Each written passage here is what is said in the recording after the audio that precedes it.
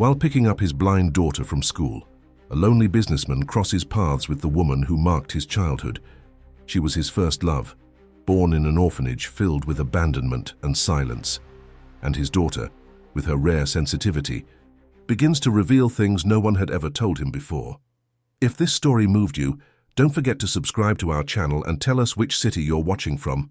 Stay with us. The sleek black Bentley rolled to a stop in front of Wonderful Academy, its tinted windows reflecting the afternoon sun. Inside, Nathan Balsan gripped the steering wheel tightly, his knuckles white against the leather. This wasn't part of his routine. He had people, trusted employees, who handled these matters. But today his daughter's regular driver had called in sick, and his assistant was tied up in an emergency board meeting. "Mr. Balsan, we can still call for another driver," said Marcus, his head of security, from the passenger seat. Nathan shook his head. "No, I'm already here. I'll get her myself." Marcus knew better than to argue. In the 10 years he'd worked for Nathan Balsan, he'd learned that the reclusive billionaire made decisions that weren't to be questioned, especially when they concerned his daughter. Stepping out of the car, Nathan straightened his charcoal suit and checked his watch. A rare Swiss timepiece worth more than most people's annual salary. He was 15 minutes early. The school grounds were quiet. Most parents wouldn't arrive for pickup for another half hour. That was intentional. Nathan Balsan didn't do crowds. The main building of Wonderful Academy was an impressive stone structure, modernized with glass extensions and adaptive technologies. It was one of the few schools in Boston with a specialized program for visually impaired students integrated within a mainstream curriculum. Nathan had personally funded much of the technology center, though he'd insisted his donations remain anonymous. As he approached the entrance, he felt a familiar tightness in his chest, the same sensation he experienced every time he ventured into public spaces. His therapist called it anxiety. Nathan called it caution. After building an empire from nothing, after losing his wife, after the endless threats and attempted breaches of his privacy, caution was the only sensible response. But a receptionist recognized him immediately. Few wouldn't. Despite his efforts to stay out of the public eye, Nathan Balsan's face occasionally graced financial magazines and business profiles. The 39-year-old founder of Balsan Technologies was known as much for his brilliance as for his reclusiveness. "Mr. Balsan, what a surprise," she said, smiling too widely. "We weren't expecting you today." "I'm here for Lara," he replied simply. "Class ends early on Thursdays for her special session, correct?" "Yes, sir. Room 112, down the hall to the right. She should be finishing up with Ms. Rosé." Nathan nodded, curtly, and headed in the direction indicated.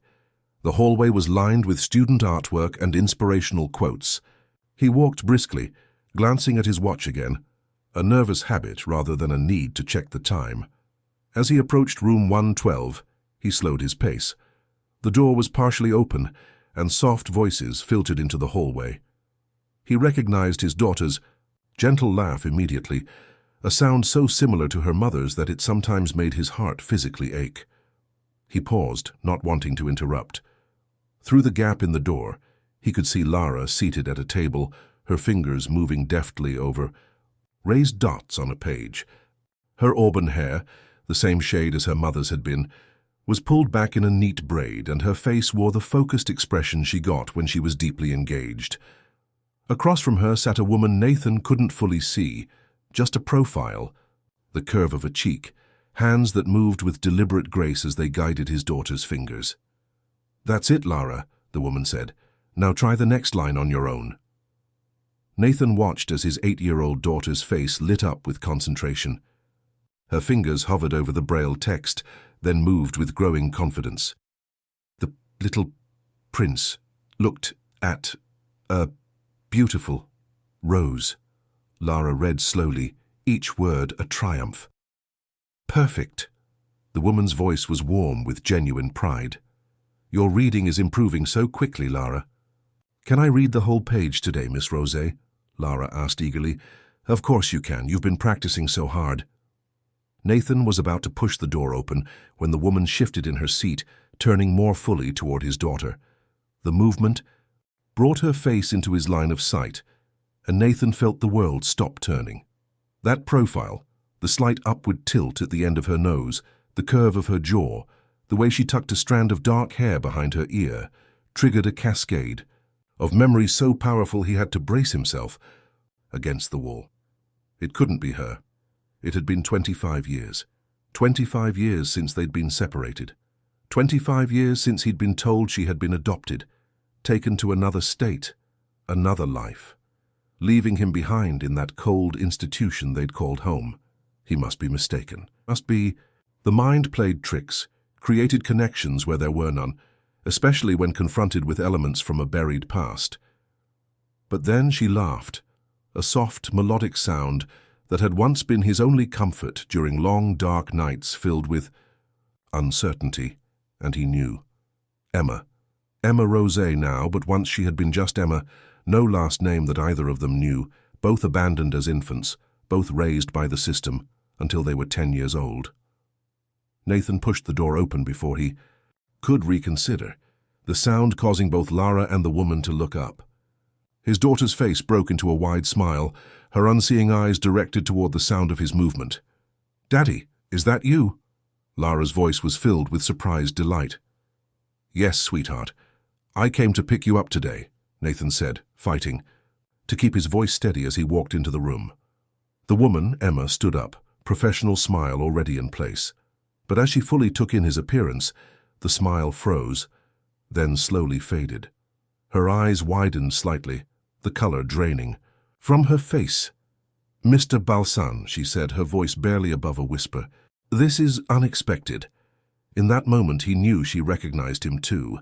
Despite the years, despite the changes to his appearance, the expensive clothes, the carefully maintained haircut, the subtle signs of wealth and power that had replaced the skinny, desperate orphan he'd once been, she knew him. "Miss Rosé," he acknowledged, extending his hand with a control he didn't feel. "I believe we haven't formally met. I'm Nathan Balsan, Lara's father."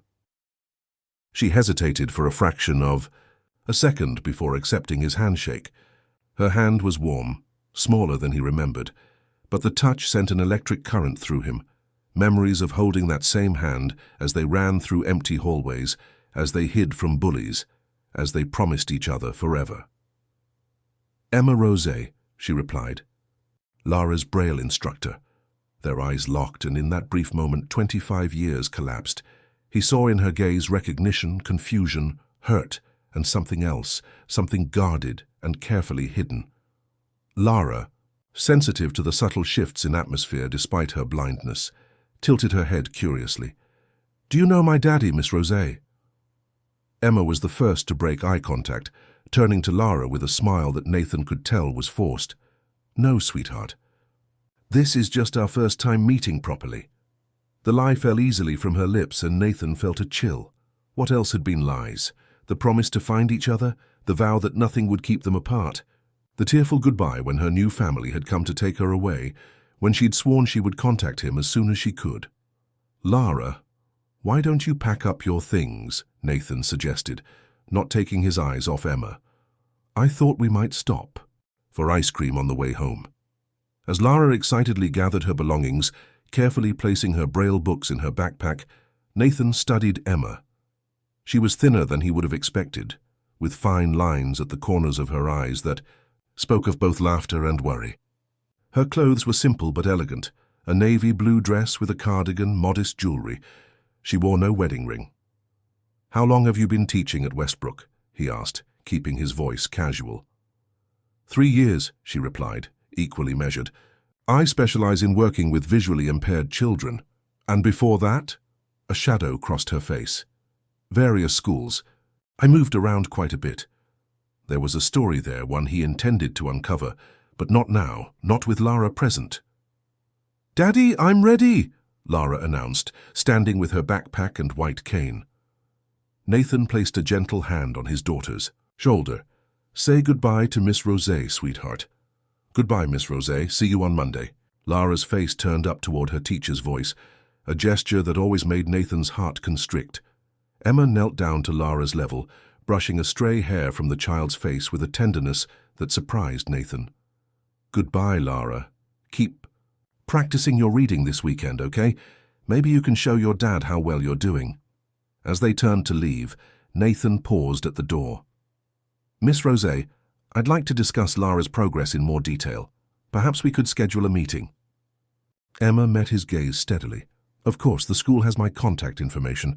I'm available most afternoons after classes." It was cordial, professional.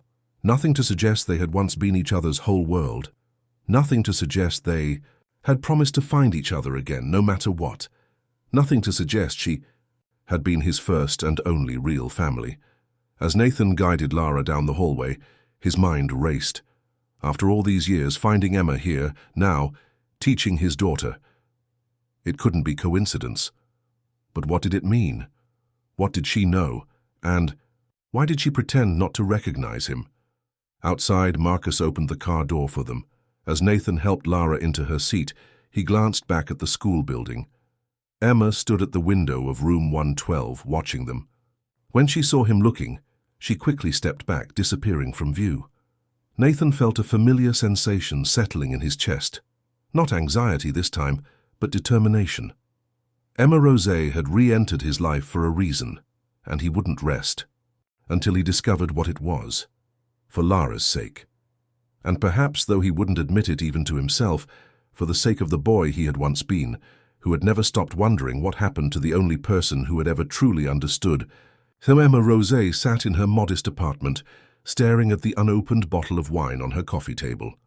She'd purchased it 3 months ago, saving it for a special occasion that never seemed to come. Tonight, with her hands still trembling and her mind reeling from the afternoon's encounter, seemed as good a time as any. The sight of Nathan Balsan, once the skinny, fiercely protective boy she'd known as Nate, standing in her classroom doorway, had sent her world spiraling.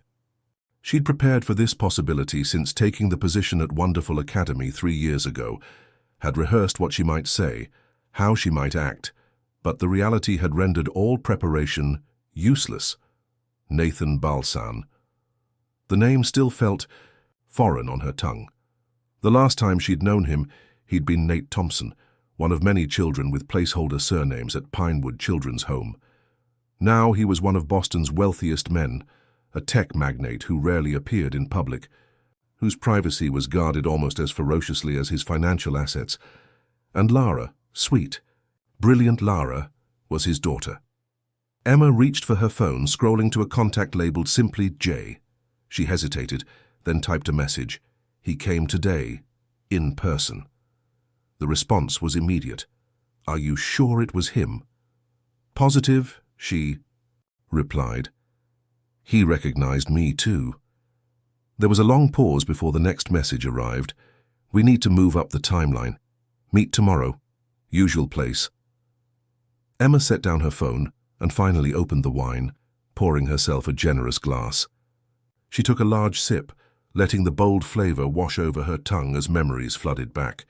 Memories she'd spent decades trying to organize into something less painful.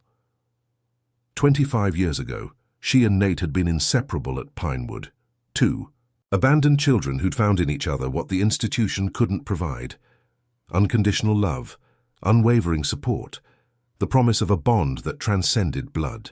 When the Riverses had arrived, seemingly out of nowhere, to adopt 10-year-old Emma, she'd been torn between hope and heartbreak.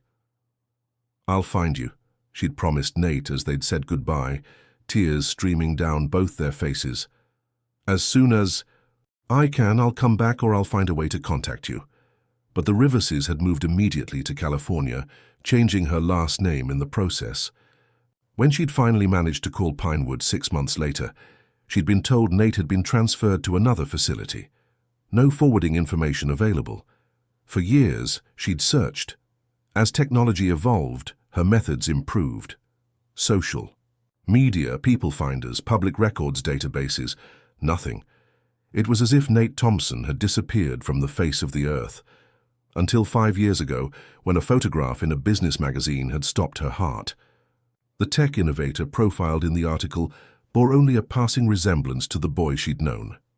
This man was polished, refined, radiating power and control, but his eyes were unchanged. Those same intense eyes that had once promised her the world. Her wine glass now empty, Emma moved to her desk and unlocked the bottom drawer. From it she removed a weathered manila folder. Inside were newspaper clippings, printouts of articles and handwritten notes, the culmination of 5 years of careful research into Nathan Balsan's rise to power. And beneath all that, protected in a plastic sleeve, a faded letter written in a child's careful handwriting. A letter she'd never had the chance to give him. The doorbell rang, startling her. Emma quickly returned the folder to its drawer, locking it securely before moving to the door. She checked the peephole, expecting to see her neighbor who occasionally borrowed cooking ingredients. Instead, she found herself looking at a man she hadn't seen in over 2 decades. Her blood ran cold. Harold Mercer, former administrative assistant at Pinewood Children's Home. The man who had controlled which children got adopted, which stayed, which were transferred. The man who had separated her from Nate despite their pleas to keep them together. Emma's first instinct was to pretend she wasn't home, but Mercer's voice came through the door. "I know you're in there, Miss Rosé. Just a quick word, that's all I'm asking." With shaking hands, Emma opened the door, leaving the security chain engaged. "Mr. Mercer," she said, her voice steadier than she felt. "This is unexpected." He smiled, the expression not reaching his eyes. He was older now, in his mid-60s, his once dark hair now grey, but his posture was still rigid, his gaze still calculating. "May I come in? What I have to say shouldn't be discussed in hallways." Every instinct told Emma to refuse, to shut the door and call for help. Instead, she found herself removing the chain and stepping aside. Mercer entered, his eyes sweeping the apartment. In a quick assessment. Quaint place. Teaching must be rewarding, if not financially lucrative. Emma remained by the door, keeping it open. "What do you want, Mr. Mercer?" He turned to face her, his expression suddenly serious. "I saw you with Nathan Balsan today, at Wonderful Academy." Emma's heart hammered in her chest. "You were watching me." "Not you specifically. Let's just say I keep an eye on certain investments." "Investments?" Emma echoed, confusion mixing with growing dread. Mercer studied her face. "You always were a smart girl, Emma. Surely you've put some of it together by now. Why a man like Balsan would go to such lengths to hide his past? Why records from Pinewood are so difficult to access?" Emma said nothing, waiting. "I've spent years ensuring that certain information remains contained," Mercer continued. "Information that could be damaging to many powerful people, including your old friend." "I don't know what you're talking about," Emma said, though a part of her feared she did. Mercer smiled again, that same empty expression. "No? Then perhaps we should discuss your visits to the State Archives, or your meetings with other former Pinewood residents, or the fact that you've been systematically tracking Nathan Balsan's career for years." Emma's mouth went dry. "How do you—" "I've always been thorough in my work, Emma. That hasn't changed." He moved toward her bookshelf, examining the titles with feigned interest. "Did you know that before Nathan became the reclusive billionaire he is today, he actually worked in the system? Right after college, full of idealistic notions about reforming child welfare. Fascinating career path, wouldn't you say?" Emma watched him warily. "What exactly are you warning me against, Mr. Mercer?" He turned, all pretense gone. "Stay away from Nathan Balsan and his daughter. Whatever you think you know, whatever you're planning, stop. There are things in motion that you can't possibly understand, pieces of a puzzle you don't have. Is that a threat?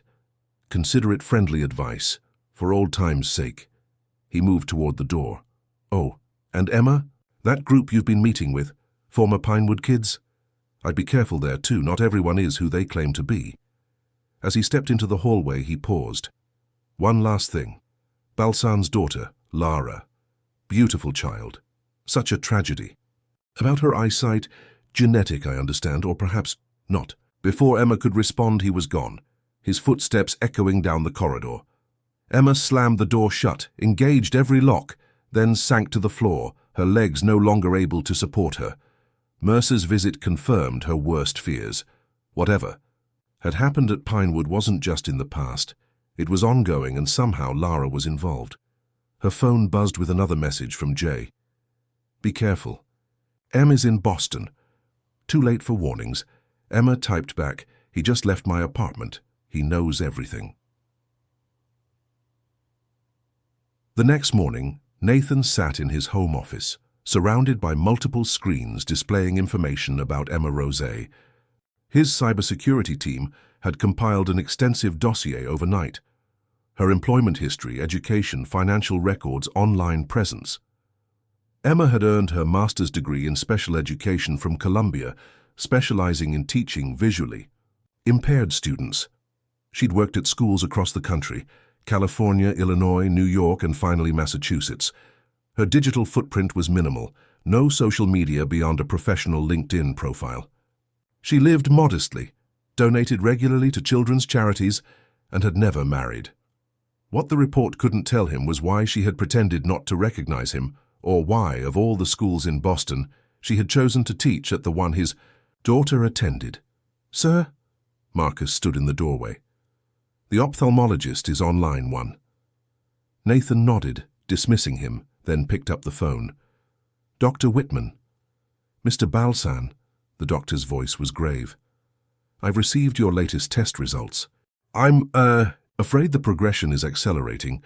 The genetic markers we've been monitoring show increased activity."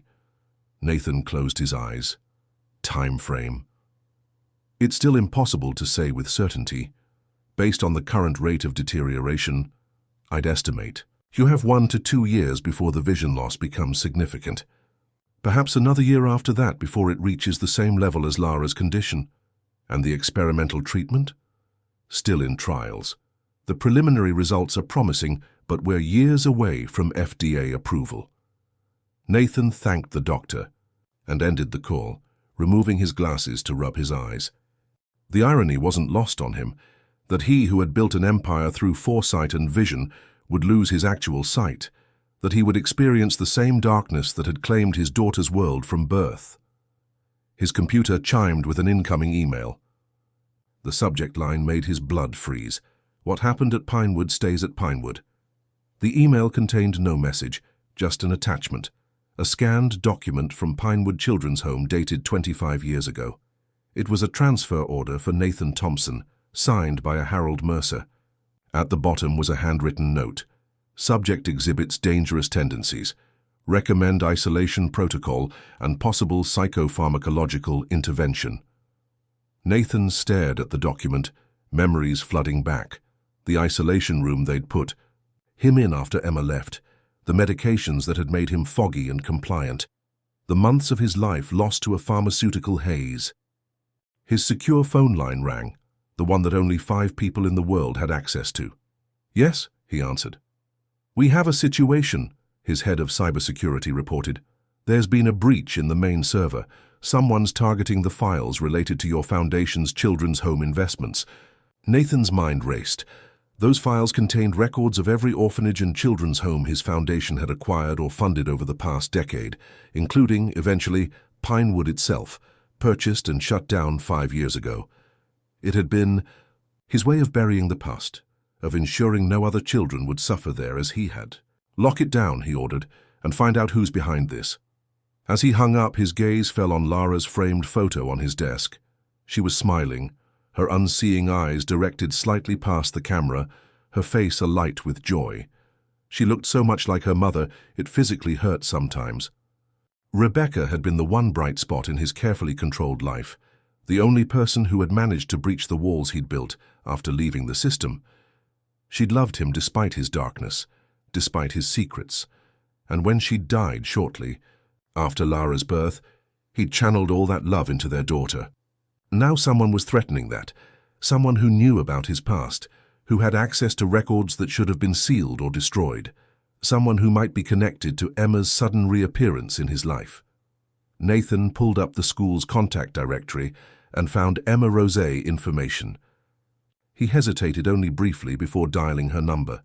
When she answered, her voice was cautious. "This is Nathan Balsan," he said without preamble. "We need to talk, not about Lara, about Pinewood." There was a long pause before Emma responded, her voice barely above a whisper. "How do I know I can trust you?" It was a fair question, one he'd been asking himself about her. "You don't? But someone's threatening both of us, and I think you know who." Another pause. "Harold Mercer visited me last night." Nathan's grip tightened on the phone. "What did he want?" "To warn me away from you and Lara," Emma replied. "Nathan, there's something you should know about your daughter." Before she could continue, he heard a crash in the background, followed by Emma's startled exclamation. "Emma?" Nathan called into the phone. "Emma, what's happening?" Her voice returned, panicked. "Someone's trying to break in. I have to—" The line went dead. Nathan burst through the door of Emma's apartment, Marcus and 2 security team members close behind. The scene that greeted them was one of controlled chaos, furniture overturned, papers scattered across the floor, but with a methodical purpose rather than random destruction. "Clear the rooms," Nathan ordered his team, his voice tight with barely controlled panic. Emma was nowhere to be found, but signs of a struggle were evident. A broken wine glass on the floor, a chair knocked over, her phone abandoned on the kitchen counter. As his team searched the apartment, Nathan moved to Emma's desk, noticing the damaged lock on the bottom drawer. Inside he found nothing. The drawer had been emptied. But beside the desk, partially hidden under a fallen stack of books, lay a single photograph that made his heart stutter. It was a picture of 2 children, perhaps 10 years old, sitting on the steps of a brick building. Even faded and creased, he recognized himself and Emma immediately. Thin faces, serious eyes, hands clasped tightly together. He slipped the photo into his pocket just as Marcus returned from checking the bedroom. "No sign of her, sir." But the balcony door was forced open. Building security cameras show 3 men entering through the fire escape approximately 45 minutes ago. They left the same way, carrying what appeared to be a large duffel bag. Nathan's blood ran cold. A duffel bag large enough to hold a person. "What about her?" he asked, dreading the answer. "No clear footage of Ms. Rosé leaving with them," Marcus replied, his professional tone not quite masking his concern. "But there's something else you should see." In the bathroom, the mirror was covered with writing in what appeared to be lipstick. "Lara's file, Balsan Archives, Sue BJ, 23 NP. Nathan stared at the message, mind racing. The Balsan Archives were his company's secure data storage facility, housing decades of research, development plans, and confidential information. Only a handful of people had access to the classification systems used for those files. "Sir," one of the security team called from the living room, "you need to see this." He was holding a laptop that had been hidden beneath the couch cushions. The screen displayed a paused video file. At Nathan's nod, the man pressed play. Emma's face filled the screen, her expression tense but determined. "If you're watching this, Nathan, it means they've found me. I don't have much time, so listen carefully. Harold Mercer is part of a network that operated within the child welfare system for decades. They didn't just place children, they experimented on them." Nathan felt his chest constrict as Emma continued. "I've been gathering evidence for years, working with other Pinewood survivors. We've traced financial connections between Mercer's group and several research facilities, including one that received substantial funding from Balsan Technologies in its early days, before you took over." She glanced nervously over her shoulder before continuing. "Lara wasn't born blind, Nathan. Her condition was induced, a side effect of prenatal testing conducted without Rebecca's knowledge during her pregnancy. Testing authorized by your father before his death." Nathan stumbled backward, gripping the edge of a bookshelf for support. His father had died when Nathan was 25, just as he was building his company. The man had been absent most of Nathan's life, appearing only occasionally to deliver criticism or demands. Nathan had never connected him to Pinewood or to any research facilities. "Your father was one of Mercer's earliest partners," Emma continued. "When you were adopted out of Pinewood at age 15, it wasn't random. It was your father who selected you after reviewing test results that showed genetic markers they were interested in. You weren't adopted, Nathan. You were acquired." The video continued, but Nathan barely heard the details over the roaring in his ears. His entire life, the mysterious benefactor who'd adopted him, the educational opportunities that had seemed too good to be true, the seed money for his first technology venture, all of it had been calculated. "Sir," Marcus interrupted, his voice uncharacteristically gentle, "what do you want us to do?" Nathan straightened, his face hardening into the mask of control he'd perfected over years of business negotiations. "Find her. Use every resource we have and call Dr. Whitman. I want him at the house immediately to examine Lara." "And the message on the mirror?" Nathan glanced back at the bathroom. "Get me into the archives, now." Lara sat cross-legged on the floor of her specially designed playroom, her fingers moving deftly over the tactile game board before her. Across from her sat her nanny, Sophia, a gentle woman who had been with the family since Lara's birth. "Your move, Sophia," Lara said, her face turned expectantly toward the woman. Sophia studied the board. Despite being blind, Lara was winning their game of tactile chess, a modified version with pieces distinguished by their unique shapes and textures. At 8 years old, Lara's mind was sharp, her memory exceptional, her other senses heightened to compensate for her lack of sight. "How about this?" Sophia moved a piece, guiding Lara's hand to feel the new position. Lara grinned. "That's not going to save your queen."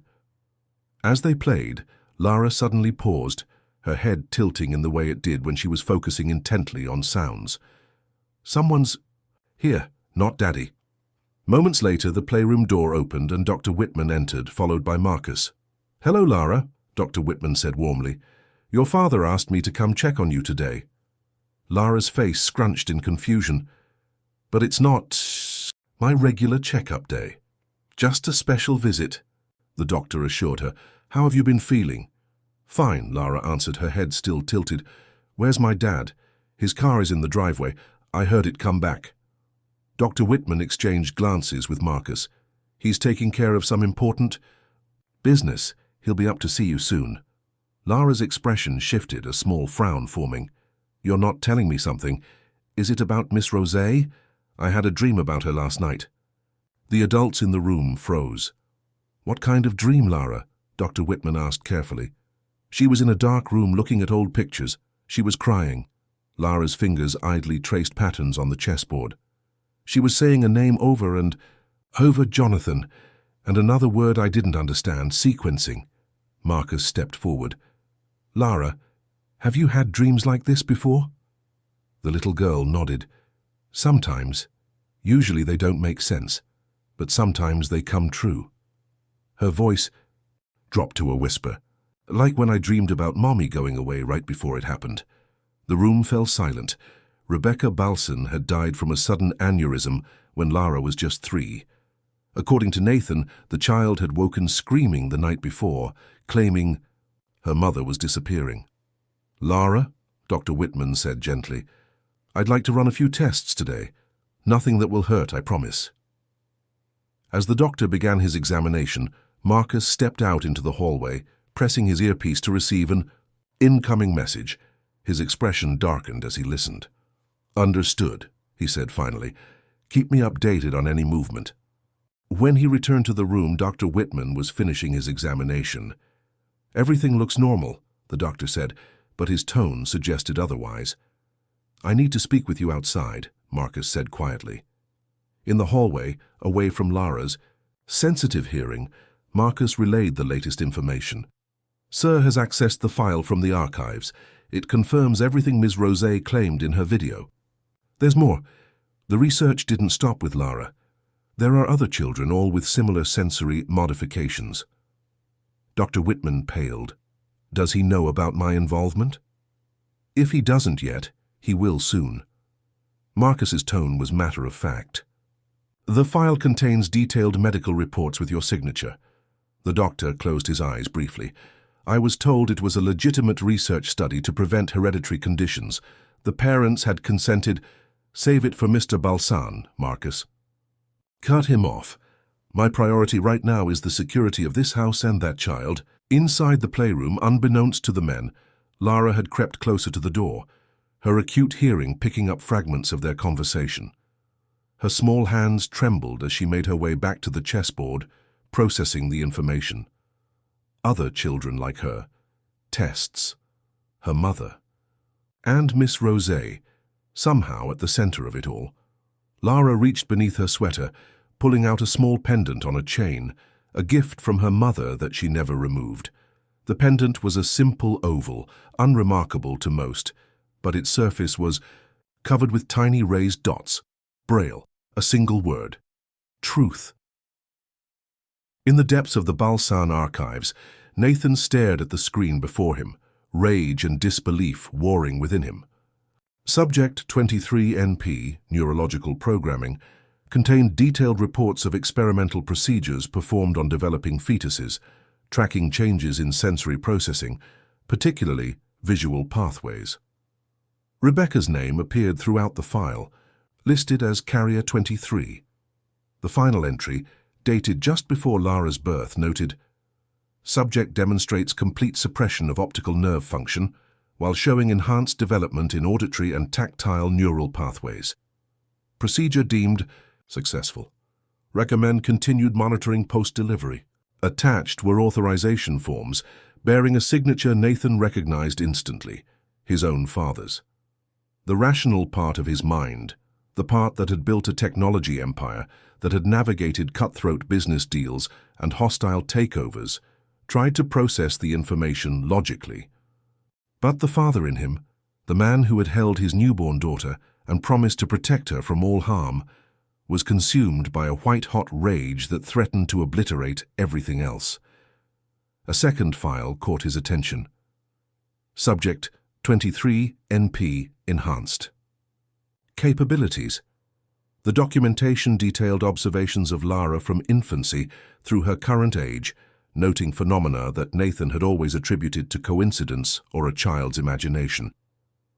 Subject demonstrates consistent ability to perceive emotional states without visual cues. Subject correctly identified contents of sealed containers in 94% of trials. Subject reports precognitive episodes, primarily during REM sleep. Verification ongoing. They had been monitoring his daughter her entire life, and Dr. Whitman, the trusted physician who had cared for both Rebecca and Lara, had been complicit. A new alert flashed on his screen. Security breach at his home. Someone had bypassed the outer perimeter sensors. Nathan's phone vibrated with an incoming text message from an unknown number. "They're coming for Lara. Mercer knew you'd find the file, get her out now." Emma. She was alive, free, and somehow still trying to warn him. As Nathan rushed from the archives, another file caught his eye, one labeled simply Nathan Project Phase 1. He hesitated only briefly before downloading it to a secure drive. Whatever secrets it contained about his own past would have to wait. Right now, his daughter needed him. Harold Mercer stood in the elegant foyer of the Balsan mansion, flanked by two men in suits and a woman who carried a medical bag. The house's security staff lay unconscious around them, tranquilizer darts protruding from their necks. "Efficient as always, Dr. Chen," Mercer commented to the woman. "Now find the girl. Minimal sedation. We need her cognitive functions intact for transport." "And Balsan?" one of the men asked. "He'll be occupied with the archives for at least another hour. By then we'll be long gone." Mercer surveyed the opulent interior with distaste. All this wealth, and he never once questioned where it really came from. His father would be disappointed. The team moved silently through the house, following the building schematics they'd acquired. As they approached the east wing, Dr. Chen held up a hand, stopping them. "Motion sensor ahead, bypassing now." Her fingers flew over a tablet, disabling the security system section by section. After a moment, she nodded. "Clear." They continued toward Lara's playroom, unaware of the small figure watching from the shadows of a recessed doorway. Sophia, Lara's nanny, had heard the intruders and hidden herself, watching in silent horror as they approached her charge. When they passed her hiding spot, she slipped out behind them, taking an alternate route to reach Lara before they did. In the playroom, Lara sat perfectly still, her head tilted in that characteristic listening pose. She had heard the unfamiliar footsteps, sensed the change in air currents as security systems powered down, felt the subtle vibrations of strangers moving through her home. The door opened quietly, and Lara turned toward it. "Sophia," she whispered. "Yes." "Sweetheart," came the hushed reply as the nanny rushed to her side. "We need to go quickly and quietly. Bad people are in the house." Lara nodded, reaching for her cane. "They're coming for me. I heard them talking. It's about the tests, isn't it? The ones that made me different." Sophia froze. "What do you mean, Lara?" "I've always known I was different. Not just because I can't see," Lara said, her voice eerily calm for an 8-year-old facing danger. "I hear things before they happen sometimes. I feel things others don't." Sophia made a quick decision. "There's a safe room your father built. Connected to this room, we need to—" The playroom door burst open. Mercer stood in the doorway, his cold gaze taking in the scene. "Lara Balsan," he said, his voice deceptively gentle. "It's time for your special appointment." Sophia stepped in front of the child protectively. "She's not going anywhere with you." Mercer sighed. "Dr. Chen, if you would." The woman stepped forward, removing something from her medical bag, but before she could approach, the lights in the room flickered, then went out completely. Emergency lighting cast an eerie red glow over the scene. A new voice spoke from behind Mercer. "Step away from my daughter." Nathan Balsan stood in the hallway, his face a mask of controlled fury.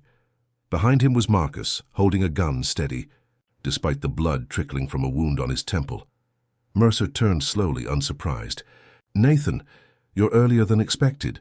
Did our old friend Emma reach out to you? She's proving quite resilient despite our best efforts." "Where is she?" Nathan demanded, stepping into the room. "Safe for now, dependent entirely on your cooperation." Mercer gestured to Dr. Chen. "You've seen the files. You know what Lara is capable of, what you're capable of. The research must continue."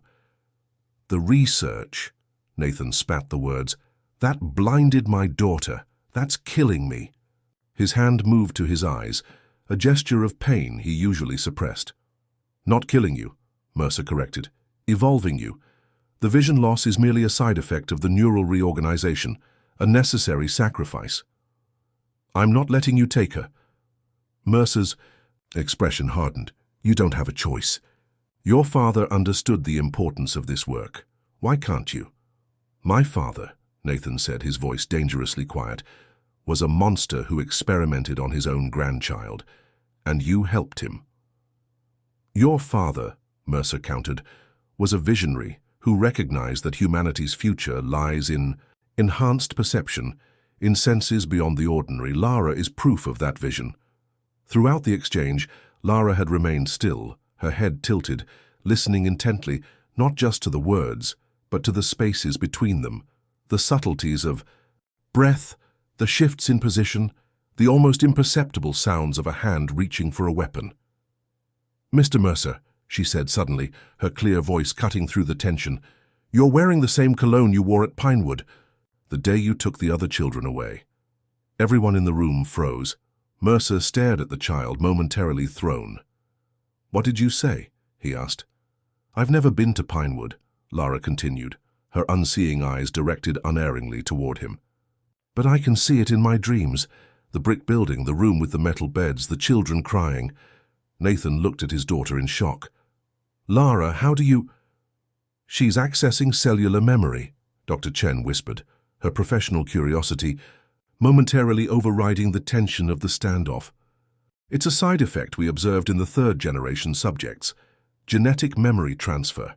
Extraordinary." The experiments didn't just affect her vision, Nathan realized, the horror of it washing over him. They changed her DNA. "She's accessing my memories."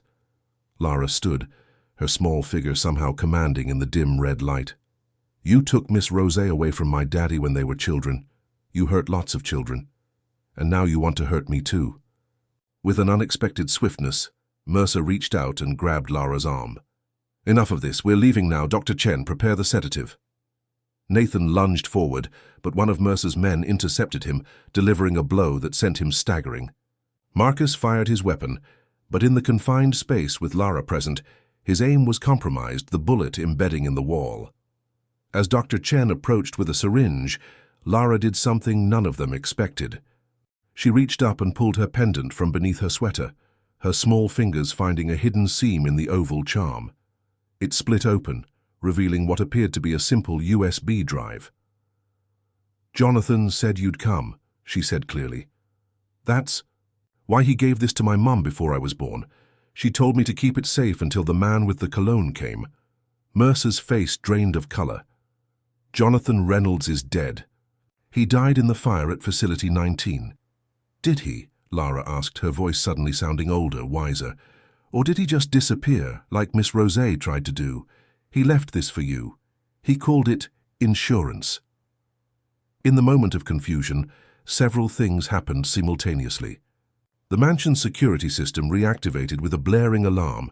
Sophia pulled Lara toward the hidden safe room entrance, and the sound of multiple vehicles screeching to a halt outside echoed through the house.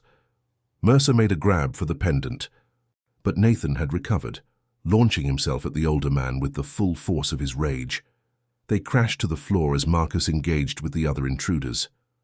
In the chaos, Sophia successfully pulled Lara into the safe room, sealing the reinforced door behind them. Inside, the little girl sat calmly on a bench, her fingers still clutching the open pendant. "It's okay, Sophia," she said softly. "The good people are here now. Miss Rosé sent them. I saw it in my dream last night."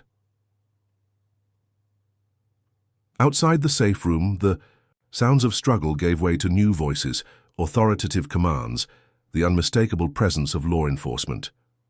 Through the safe room's monitoring system, Sophia watched as FBI agents swarmed the playroom, taking Mercer and his team into custody. Nathan, bleeding from a cut above his eye, was speaking urgently to the agent in charge, pointing toward the safe room. When the all-clear was given, Sophia opened the door and Lara stepped out, her face turned up toward the sound of her father's voice. "Daddy," she said, reaching for him, "they didn't get the pendant, the one Mom gave me to keep safe." Nathan gathered his daughter in his arms, holding her as if he'd never let go. "You're safe now, sweetheart, you're safe."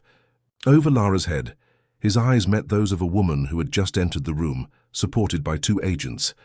Emma, pale and disheveled, but very much alive. "I told them everything," she said softly. "About Pinewood, about the experiments, about Jonathan Reynolds and what he discovered before they tried to silence him." She moved closer, her gaze dropping to the pendant still clutched in Lara's hand. "Rebecca contacted me before Lara was born. She discovered what they were doing. What your father had authorized. She couldn't stop the procedure, but she found Jonathan, one of the original Pinewood researchers who'd turned whistleblower. He gave her that drive. It contains everything: names, dates, facilities, the entire network." Nathan stared at her, pieces falling into place. "That's why you came to Boston, to find Lara, to protect her?" Emma nodded. "Rebecca knew she was in danger. She made me promise to watch over Lara if anything happened to her. I've been trying to get close enough to fulfill that promise ever since." "Miss Rosé," Lara interrupted, reaching out a small hand toward Emma's voice.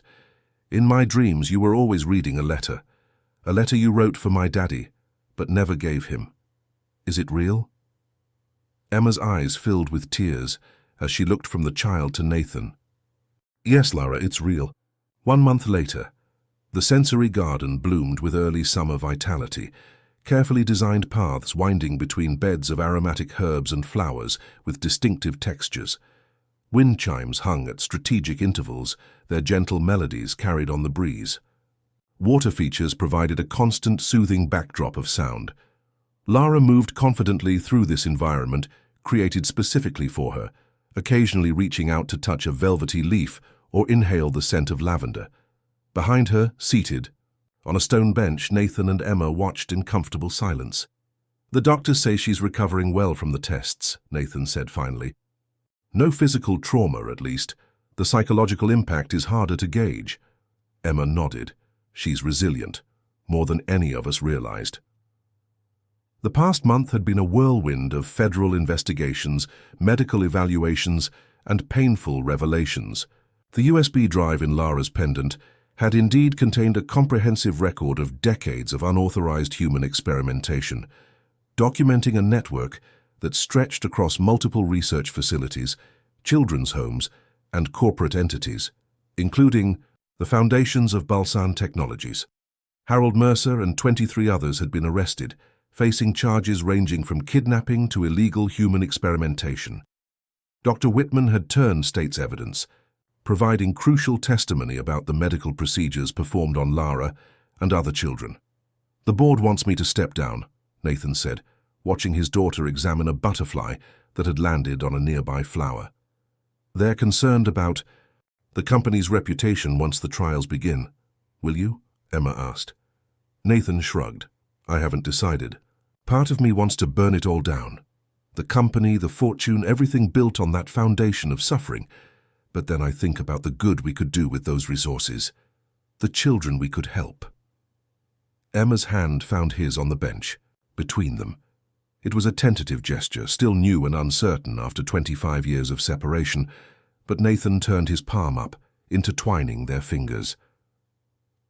"Rebecca would have wanted you to rebuild, not destroy," Emma said softly. The mention of his late wife no longer brought the sharp pain it once had. Instead, Nathan felt a complex mixture of gratitude and sorrow. In the weeks since the confrontation at his home, he had learned that Rebecca had discovered the truth about Pinewood and the experiments during her pregnancy.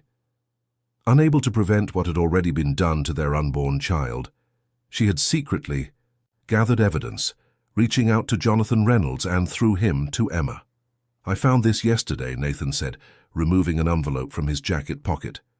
"It was in a safety deposit box Rebecca maintained separately from our joint accounts. The bank finally processed my access request." Emma took the envelope, noting that it was addressed to both of them in Rebecca's elegant handwriting. "Have you read it?" she asked. Nathan nodded. "It explains why she never told me about finding you, about knowing my past. She was afraid, not of me, but for me, for what the truth might do to me." Emma carefully opened the envelope, removing several handwritten pages. She read aloud, her voice steady despite the emotion evident in her eyes. "Nathan and Emma. If you're reading this together, then something has happened to me and Lara has brought you back to each other as I always hoped she would.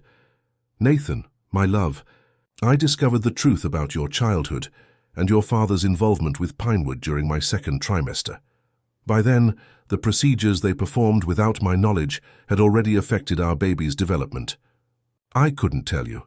They were monitoring you too closely, and your father's associates made it clear what would happen if I exposed them. Instead, I found Jonathan Reynolds, a researcher who had begun to question the ethics of the program. He helped me locate Emma, who had been searching for you for years. Together, we developed a contingency plan to protect Lara if anything happened to me. Emma, thank you for honoring your promise to watch over them. I know what Nathan meant to you, what you meant to each other. The love you shared as children was perhaps the only pure thing to emerge from that terrible place. Nathan, I never told you this, but I didn't choose Lara's name randomly. Emma once showed me a letter she had written to you when you were children, a letter she never got to give you. In it, she mentioned a Lara that grew somehow in that desolate place, behind the building where you both used to meet. She wrote that you had both promised to name your first daughter after that resilient flower, a promise made by children who believed they would never be separated. I don't ask you to forget me. I only ask that you remember love doesn't diminish. When shared, it multiplies. Lara deserves all the love in the world, and so do both of you. All my love, always, Rebecca. Emma's voice faltered on the final words. She carefully folded the letter and returned it to the envelope, her hands trembling slightly. I never showed her that letter, she whispered. I never showed anyone. Nathan's grip on her hand tightened. Jonathan must have had access to the Pinewood archives, to our files. They sat in silence, absorbing the implications of Rebecca's final message. After a moment, Emma reached into her bag and withdrew a weathered envelope of her own. "This is the letter," she mentioned. "I've carried it with me for 25 years. She held it out to Nathan. "It's time you finally read it." Nathan took the envelope carefully, noting his name written in a child's careful script. The paper had yellowed with age, the edges worn, from years of handling. He opened it slowly, unfolding the single page inside. The letter was brief, written the day before Emma had been taken from Pinewood. "Dear Nate, they told me today that a family wants to adopt me. I'm scared to leave you, but they say I have no choice. I promise I will find you again no matter what. Remember the Lara that grows behind our meeting place, the one that comes back every year even though nothing should grow there. We are like that Lara. We will always find a way back to each other. I had a dream last night. We were grown up, and we had a little girl named Lara. She couldn't see with her eyes, but she could see with her heart. I know it sounds silly, but the dream felt so real. I love you. Wait for me. Emma." Nathan stared at the letter, a forgotten memory surfacing of Emma telling him about that dream, of their childish promise to name their future daughter after that improbable flower. How could he have forgotten something so significant? "The procedures they performed on me at Pinewood," he said slowly. "The files I downloaded from the archives suggest they were experimenting with memory manipulation, targeted erasure of specific emotional memories." Emma nodded. "They wanted to create the perfect research subjects, children with heightened sensory capabilities, but no emotional attachments to interfere with the data." Her voice hardened. "They tried to make us forget each other." "They failed," Nathan said, looking up from the letter to meet her eyes. "They might have buried the memories, but they couldn't erase them completely. Some part of me always remembered you. That's why I never truly connected with anyone after Rebecca. Something was always missing." Across the garden, Lara had discovered a new section of plants with interesting textures. Her laughter carried to them on the breeze, the sound so genuinely carefree that it seemed to lighten the weight of the past that hung between them. "I'm scheduled for the first round of experimental treatment next week," Nathan said, changing the subject. "The doctors think they can halt the progression of my condition, maybe even reverse some of the damage." "That's wonderful news," Emma replied, though her tone suggested she sensed there was more. "If it works," Nathan continued, "they believe similar treatments might eventually help Lara. Not to fully restore her sight, too many neural pathways have been permanently altered, but to give her some level of visual perception." Emma squeezed his hand. "Would she want that? She's never known any different." "I asked her," Nathan said. "Do you know what she told me? That she likes the world the way she experiences it, that seeing with her heart gives her advantages others don't have." Emma smiled. "She's quite remarkable, your daughter."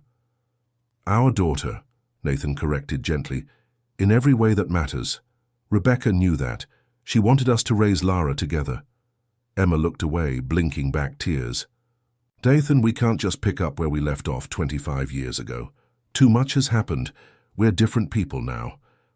"I know," he acknowledged, "but maybe we can start something new, something that honors the past without being defined by it." Before Emma could respond, Lara appeared before them, slightly breathless from her explorations. "Dad, Miss Rosé, you have to come feel these new plants. The leaves are fuzzy on one side and smooth on the other." Emma smiled. "That sounds fascinating, Lara. And please, I've told you, call me Emma." Lara tilted her head, her expression thoughtful. "Mom called you Em in my dreams. She said you were her friend from before." Nathan and Emma exchanged stunned glances. "What else did she say in your dreams, sweetheart?" Nathan asked carefully. Lara's face scrunched in concentration. "She said to tell you both that she's okay, and that the lilies are blooming where she is too." The little girl reached out, finding Emma's hand with unerring accuracy. "She also said you should read the letter." In the blue book, the one in her special box, Emma looked questioningly at Nathan, who shook his head, equally mystified. "What blue book, Lara?" he asked.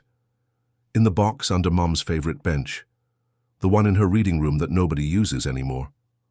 Lara spoke with the matter-of-fact confidence of a child stating the obvious. Later that evening, after Lara had gone to bed, Nathan and Emma found themselves in Rebecca's reading room, a small, book-lined sanctuary that Nathan had left untouched since her passing. The window seat that had been her favorite reading spot was bathed in moonlight. Together they lifted the cushion, discovering a small panel beneath. Inside was a polished wooden box inlaid with mother-of-pearl. "Did you know about this?" Emma asked softly. Nathan shook his head, his throat tight with emotion. Rebecca had her secrets, good ones it seems. The box was unlocked. Inside lay a blue leather-bound book, Rebecca's journal, and atop it another envelope addressed, "Simply for after."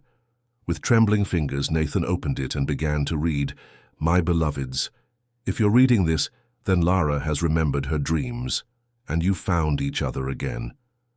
There is something you should know, something I couldn't include in my other letter because I wasn't certain.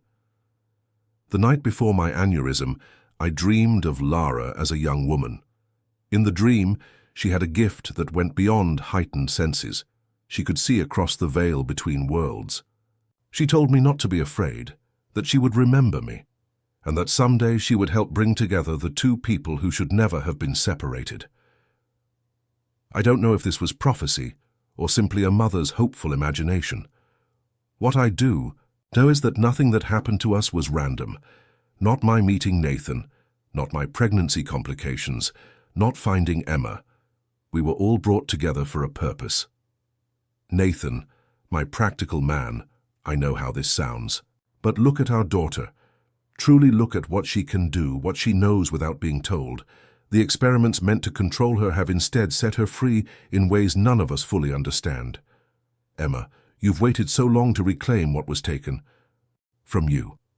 Don't let fear keep you from embracing this second chance. The three of you are family, bound by love, by blood, by shared suffering, and by the promise of healing. Trust in that bond. With endless love, Rebecca. When Nathan finished reading, the room fell silent save for the distant sound of wind in the trees outside. Emma wiped tears from her cheeks, while Nathan stared at the letter as if trying to hear his wife's voice in the written words. She knew, Emma whispered finally. Somehow she knew everything that would happen. Or Lara told her, Nathan said, through these dreams that seem to transcend ordinary understanding. Emma looked up at him. Do you believe all this? That none of it was coincidence? That Lara has abilities beyond what the experiments intended? Nathan thought about his daughter, her uncanny perceptions, her impossible knowledge of events that occurred before her birth, her ability to describe people and places she had never seen. I believe, he said slowly, that science has limits, that there are things in this world we don't yet understand, and that my daughter, our daughter, exists in that space between the explainable and the miraculous. He took Emma's hand, and this time there was no hesitation in either of them. Rebecca gave us her blessing. More than that, her encouragement. It won't be easy, Emma warned. The legal battles are just beginning. The media attention will be intense once the trials start. And Lara, she needs stability now more than ever. We'll face it together, Nathan said simply. The three of us. 6 months later. The auditorium of Wonderful Academy was filled to capacity for the Winter Arts Festival. On stage, a group of children performed a musical piece they had composed themselves, a unique collaboration between sighted students and their visually impaired classmates. In the front row, Nathan and Emma sat hand in hand, watching as Lara took her position at the center of the stage. The past months had brought significant changes to all their lives. Nathan had stepped down as CEO of Balsan Technologies, but remained on the board, redirecting the company's considerable resources toward ethical research in assistive technologies. Emma had expanded her teaching role, developing new programs for children with sensory differences. And Lara had blossomed, her confidence growing as she embraced both her limitations and her extraordinary gifts. The auditorium lights dimmed. Lara began to sing, her clear voice silencing the crowd. The song she had composed spoke of seeing with the heart, of finding light in darkness, of family bonds that transcended time and space. In the darkened auditorium, Nathan leaned closer to Emma. "Move in with us," he whispered, the words both a question and a plea. "We've waited long enough." Emma turned to him, her face illuminated by the stage lights. "Yes," she said simply, "it's time." On stage, Lara smiled in their direction, as if she had heard their exchange despite the impossibility of that. Perhaps she had seen it in a dream, or perhaps she simply knew in that inexplicable way of hers that her family was finally complete. As the audience erupted in applause at the conclusion of Lara's performance, Nathan felt a sense of completion he had never experienced before. The path that had brought them here had been marked by manipulation, suffering, and loss. But it had also led to this moment of profound connection, to a family forged through adversity and bound by love. Standing to applaud his daughter, Nathan caught a glimpse of his reflection in the polished surface of a nearby column. His vision, once beginning to blur at the edges, was clear again thanks to the experimental treatments, but he understood now what Lara had meant about seeing with more than eyes alone. Some truths could only be perceived by the heart, the enduring power of first love, the healing grace of forgiveness, the mysterious bonds that connected souls across time and space. These were the gifts that had emerged from the darkness of their shared past, precious beyond measure. Later, as they walked together through the school hallways toward the reception, Lara between them holding both their hands, she suddenly stopped. "I had a dream about us last night," she announced, her face turned up toward them. "What kind of dream, sweetheart?" Emma asked, exchanging a glance with Nathan. Lara's smile was radiant. "We were in a garden, a bigger one than ours at home. There were so many flowers I could smell them all. And you were both laughing, you were happy." She squeezed their hands. It wasn't the past or the present, it was the future. Nathan knelt down to his daughter's level. "And how did you know it was the future, Lara?" "Because," she said with the absolute certainty of a child, "in this dream I could see, not with my eyes, but I could see everything, everyone. All the connections between people, like colored strings of light." Her expression grew serious. "And I saw that our string, yours and Emma's and mine, it goes on forever. It doesn't end." Emma joined them, kneeling on Lara's other side. "That sounds like a wonderful dream." Lara nodded solemnly. "It wasn't just a dream, it's a promise." She reached up, touching first Nathan's face, then Emma's, with gentle fingers that seemed to map more than just their features. Some promises can't be broken, not even by bad people or time or forgetting. As they continued toward the reception, now filled with parents and excited children, Nathan felt a profound sense of certainty wash over him. Whatever mysteries still lay buried in their past, whatever challenges the future might hold, the three of them would face them together, bound by a promise that had survived against impossible odds, guided by a child who saw with far more than eyes alone. In that moment, Nathan understood that some circles were meant to be completed, some wounds were destined to heal, and some loves were simply written in the stars, inescapable, inevitable, eternal. Dear listeners, we hope that Nathan, Emma, and Lara's journey has touched your heart. Their story reminds us that even in our darkest moments, connection and love can guide us toward healing. For more emotionally captivating narratives that explore the complexity of human relationships, we've created a special playlist you can find by clicking to your left. If you enjoyed this story, please subscribe to our channel and like this video. Every day we bring you unique stories that reveal the extraordinary resilience of the human spirit. Join our community in the comments